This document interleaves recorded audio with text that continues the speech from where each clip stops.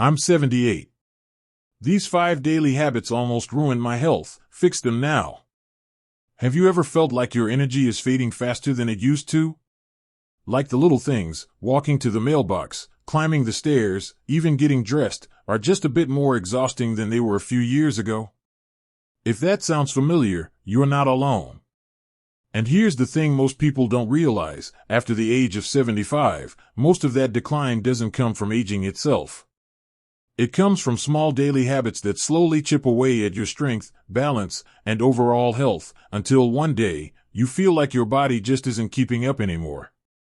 But here's the good news: those habits can be changed. And it's never too late to turn things around. In fact, making just a few simple tweaks to your routine can give you back your energy, help you move more freely, and make everyday life feel a whole lot better. So in this video, we're going to have an honest heart-to-heart about the 5 daily habits that are quietly speeding up health decline after 75, and how to fix them before they get worse. And don't worry, this isn't about going on a strict diet or running marathons. This is about small, doable changes that can make a world of difference. So let's start with the first habit, and it might surprise you. It's sitting. Yep, something that seems so harmless, just sitting, is actually one of the most damaging things for your health as you get older. Think about it. We spend hours each day in a chair. Whether it's reading the paper, watching TV, eating meals, or just relaxing, sitting becomes the default. But here's what's happening inside your body while you sit. Your muscles are getting weaker, your circulation slows down, your joints stiffen, and your metabolism starts to drag. Over time, all of that adds up. Your balance can suffer, your back might ache more, and your legs may not feel as steady as they once did. Now, I'm not saying you have to be on your feet all day. That's not realistic, and honestly, rest is important too. But the trick is to break up long stretches of sitting with short bursts of movement. Even just standing up every 30 minutes, stretching your arms, walking around the room, or doing a few light steps in place, those tiny movements wake your body up. They remind your muscles they still have work to do. And they keep your joints from locking up like rusty hinges. Some people like to set a timer or leave a glass of water in the kitchen to remind themselves to get up and move every hour. Whatever works for you is great, just don't let sitting become a permanent part of your day. Your body was made to move, and it still can, even at 75, 80, or beyond. Now, let's talk about the second habit, which often hides in plain sight: skipping meals or eating too little. You might be thinking, well, I'm not as hungry as I used to be, or I don't move around as much, so I don't need to eat much. And sure, your appetite might change as you age, but here's the catch. Your muscles still need fuel. Your brain still needs energy. And your bones, your heart, your immune system, they're all still working hard behind the scenes. If you're not eating enough, especially protein and nutrient-rich foods, your body starts to lose muscle faster than it should. That's part of what leads to weakness, slower reflexes, and even falls. Now I know cooking big meals every day can be a hassle. Maybe you live alone, or you just don't feel like going through the trouble. That's completely understandable. But eating well doesn't have to be complicated. A boiled egg and toast. A bowl of hearty soup. A bit of grilled chicken or canned tuna with a few veggies. Even a smoothie made with yogurt and fruit can give your body what it needs. The key is to get some good quality protein at least twice a day, even in small amounts. And don't forget to drink. Dehydration sneaks up on a lot of older adults, and even mild dehydration can leave you feeling tired, dizzy, or foggy-headed. So if you're not in the habit of sipping water regularly, try keeping a glass nearby throughout the day. Herbal teas, broth, even a little juice diluted with water can help too. It's those small daily choices that keep your body strong and your mind sharp. Now, while we're on the topic of keeping your body strong, there's another daily habit that many people overlook, and it's just as important, especially after 75. And that's going to bed without stretching or unwinding your body. It might sound minor, but hear me out. When you spend the whole day moving, or even sitting, your muscles tighten up, especially in the hips, back, and shoulders. If you go straight to bed without loosening up a bit, your body stays in that tight, tense state all night. That leads to poor sleep, stiffness in the morning, and more aches and pains during the day. It's a cycle that wears you down slowly, night after night. But it's easy to fix. Before bed, take 5 minutes, just 5, to gently stretch your arms, roll your shoulders, bend forward slowly, or even just do some deep breathing while sitting on the edge of the bed. This tells your body, it's time to rest. It soothes your nervous system, eases tension in the muscles, and helps you fall asleep faster and sleep deeper. You'll wake up feeling looser, lighter, and more ready to take on the day. All of these habits, sitting too long, not eating enough, and going to bed with a tight body, might seem small, but over time, they add up. They steal your energy, they chip away at your independence, and they make each day feel a little harder than it needs to be. But here's the truth, you have more power over your health than you think. And it doesn't matter if you're 75, 85, or 95, your body still responds to care, to movement, to good food and better rest. You don't need to do it all at once. You just need to start with one small change. One new habit. Now that we've talked about how sitting, undereating, and stiff sleep routines can quietly pull your health down, let's keep going.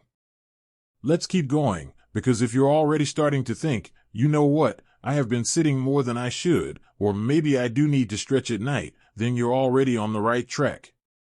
Awareness is the first step. And now, we're going to talk about something that sneaks into our routines so quietly, most people don't even realize it's affecting them. It's the habit of avoiding social interaction. Now, I know not everyone is a social butterfly. Some of us enjoy our quiet time, especially as we get older. There's peace in having the house to yourself, reading a good book, or just listening to the birds outside. But here's the thing, isolation isn't the same as solitude. And when we go days, or even weeks, without meaningful conversation or connection, it starts to take a toll, both physically and mentally. See, our brains are wired for interaction. Talking to someone, sharing a laugh, even just making eye contact, all of these things light up parts of the brain that help keep memory sharp and mood stable. Without them, it's easy to slip into feelings of sadness, forgetfulness, or even anxiety without realizing where it's coming from.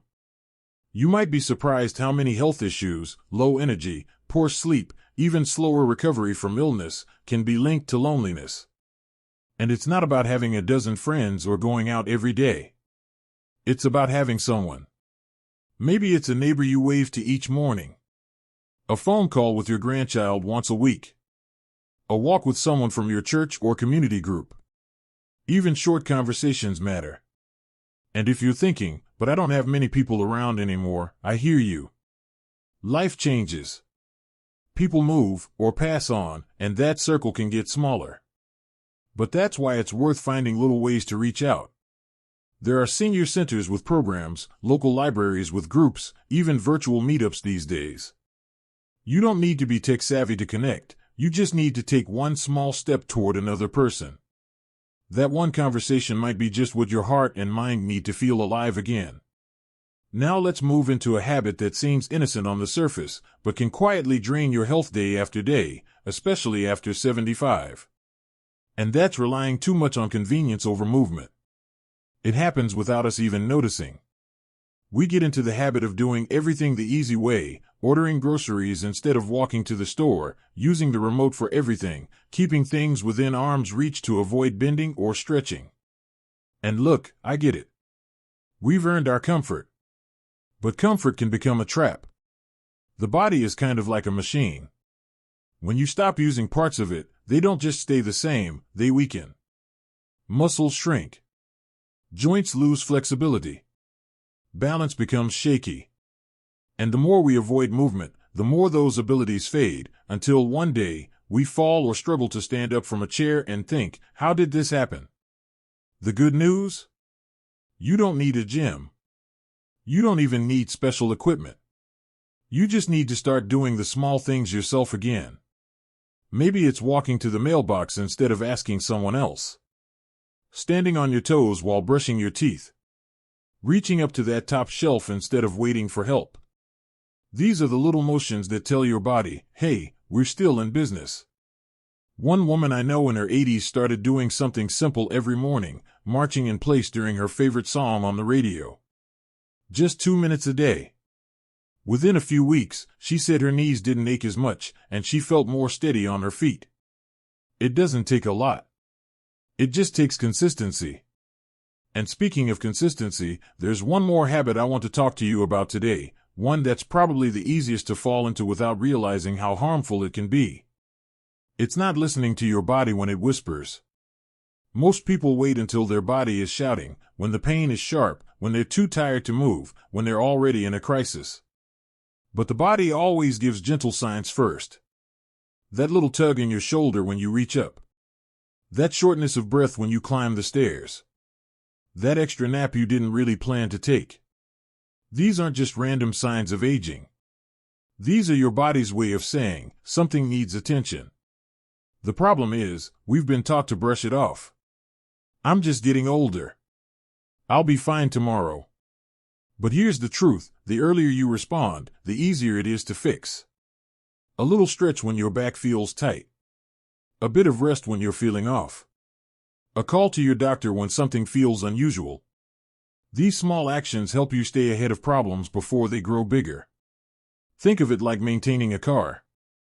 You wouldn't ignore a check engine light until the engine stops working. Your body is far more valuable than a car, so when it starts flashing those little warning lights, pay attention.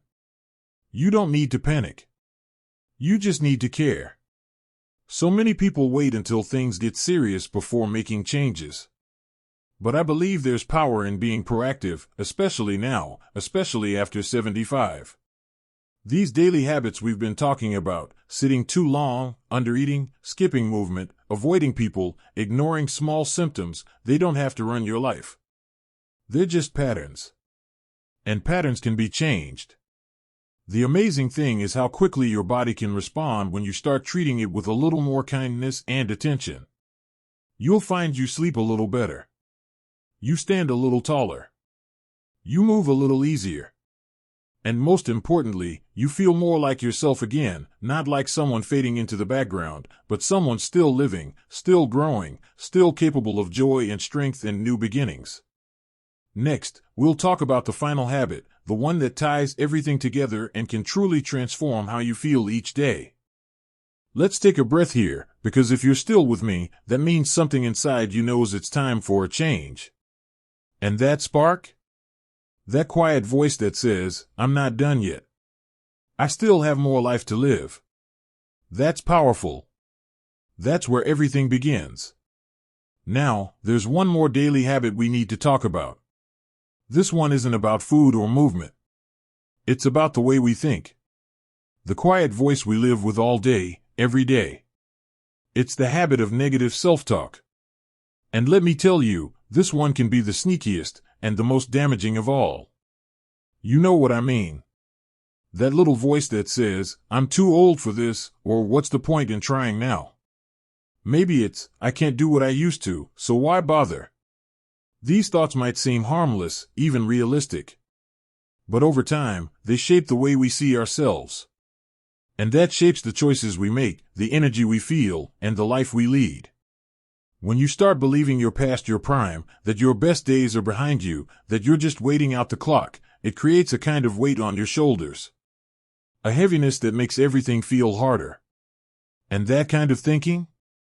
It's like shutting a window and locking yourself in, while the world continues on outside.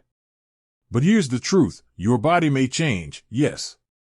Your routine may shift. But your worth? Your ability to grow, to feel joy, to discover new parts of yourself? That never goes away. Never. Not at 60. Not at 75. Not at 95. Your thoughts matter. How you speak to yourself matters. Because if every day starts with, I can't, or I'm too slow, then guess what? That's what your body will believe too. But if you wake up and say, even quietly, I'm still here. I'm doing my best. I can try something small today, that simple shift creates a ripple effect. One that touches every part of your life. So, what can you do to change that habit? Start with how you talk to yourself first thing in the morning. Before your feet even hit the floor, say something kind. Today's a new day. I'm proud of myself for showing up. I deserve to feel good. It doesn't have to be loud. It doesn't have to be perfect. But it has to come from you. And when you catch that old, negative voice creeping in, just pause. Ask yourself, would I say this to someone I love? If the answer is no, then it's time to rewrite the script. Replace it with something more honest, more compassionate, more hopeful. Because you deserve that.